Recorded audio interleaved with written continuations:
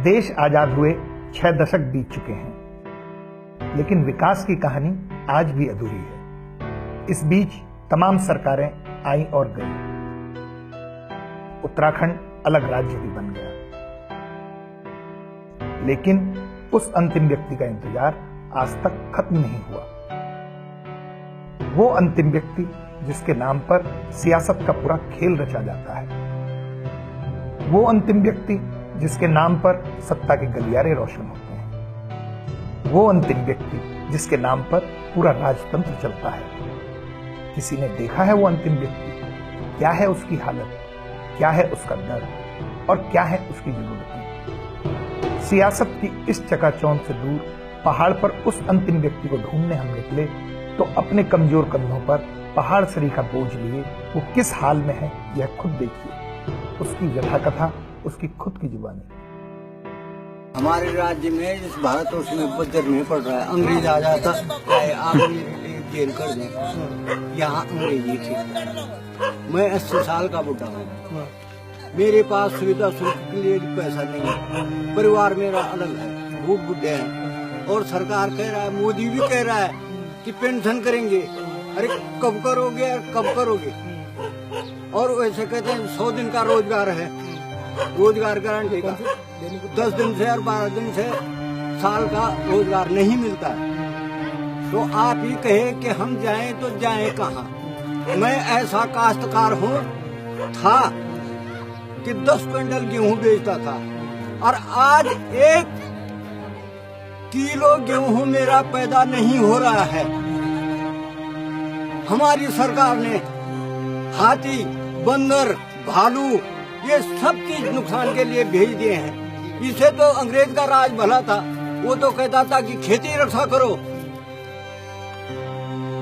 अब इतनी खेती में 100 नाली जमीन है मेरे पास और आज मोहताज बना हूँ, 1 किलो गेहूं नहीं है मेरे घर में।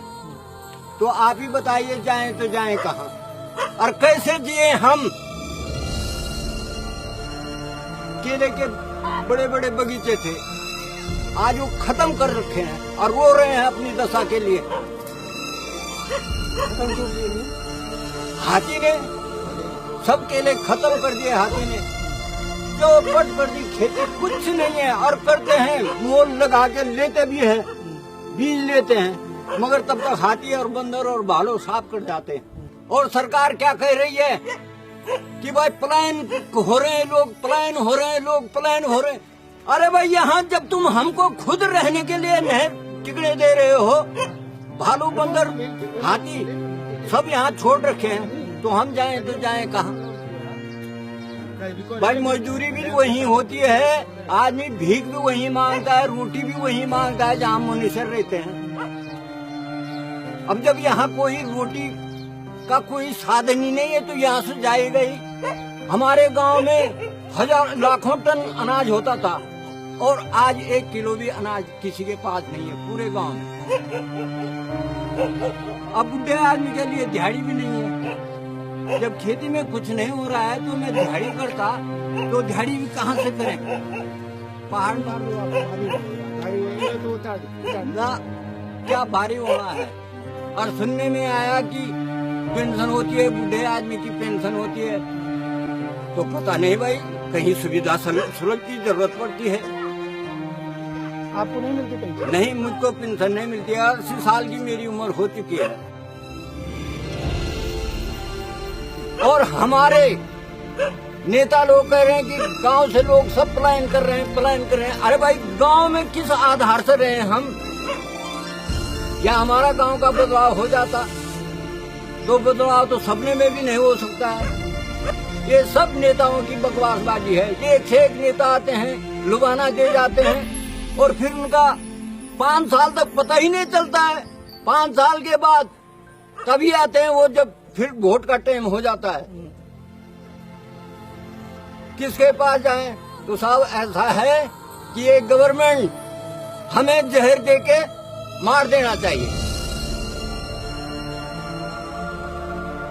खुद गवर्नमेंट को जहर देके, और आप खुद परिस्थिति देख चुके हैं और गांव में आके, तो क्या करें, कहाँ जाएं?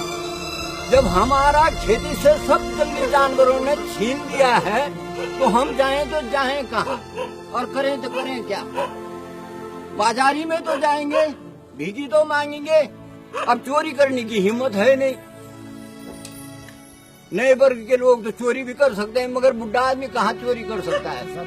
विभाग से कहा जाए और उन नेताओं से कहा जाए जो वोट मांगने के लिए आ रहे हैं, उन नेताओं से कहा जाए कि भाई इनका क्या होगा, और तुम इनका बेवकूफ क्यों बना रहे हो कि गांव छोड़ के पलायन हो रहा है, पलायन हो रहा है। अब 2 लड़के मेरे ही भी पलायन हो गए हैं।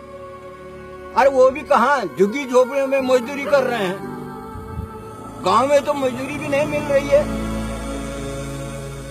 अधिक घोषणा में तो ये ऐसा हो रहा है जो ऊपर से टीवी में, रेडियो में घोषणा आ रही हैं, उससे तो ये पता चल रहा है कि हम स्वर्ग में हैं। हम क्यों जाएं कहीं?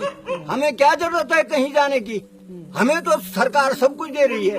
100 दिन का रोजगार है तुम्हारा, 100 दिन का रोजगार है, और कहाँ है हमारा 100 दिन का रोजगार? अब जैसी मुसीबतें मेरे पर हो रखी हैं तो मैं जहर खा के मरूंगा कि या नहीं मरूंगा? जिस रोज मेरे टांग बंद हो जाएंगे, 80 साल का बुढ़ा हूँ, हाथ बंद हो जाएंगे, कंपन हो रखी है और तब भी काम कर रहे हूँ। आप तो खुद देख रहे हैं कि मेरे सिर में कितना वजन है, और तब भी पेट भर के लिए राशन नहीं है, भूख से मर रहे हैं, तेल ठोकर कुछ नहीं है। तो साहब जिए तो जिए कैसे? आप भी खुद देख चुके हैं हमारी पूरी स्थिति। फॉरेस्ट गार्ड आता है, जंगलात विभाग के आते हैं, रेवेन्यू विभाग के पटवारी जी आते हैं और देख के चले जाते हैं, अपने कागज भेज जाते हैं। कागज को हम ऑफिस में भेजते हैं, पहले तो हमें देखकर गुर्राते हैं ऑफिस वाले कि ये कहाँ हमें परेशान करने के लिए यहाँ आ रहे हैं। और फिर उन कागजों का 4-4, 5-5 साल हो गए, अभी तक हमें मुआवजा नहीं मिला है। तो गांव वाले कैसे खेती करेंगे? जब मुआवजा तक नहीं मिल रहा है तो गांव वाले कैसे करेंगे खेती? अरे क्या करना है उस खेती को? एक बार मोल लेके, दूसरी बार मोल लेके, बीज बो के उसको हाथी तब भी साफ कर जाता है। तो हमारे लिए क्या सुविधा है? नेता लोग आते हैं, कहते हैं हमारी लायक कोई सेवा। अरे भाई तुम्हारी लायक सेवा ही सेवा है। तुम अपने मजे लूट लो 5 साल तक, वोट हम दे ही देंगे, और बाकी गरीब के लिए कुछ नहीं, कुछ नहीं, कुछ नहीं। अगर नहीं अभी जानते वीडियो की सुन दो मेरी खैरी। यदि आपको भी लगता है कि इस अंतिम व्यक्ति की बात प्रथम व्यक्ति तक पहुंचनी चाहिए तो इसे पहुंचाइए वहां तक। मेरी खैरी कोई गण दो मेरा दुख, कोई सुन दो मेरी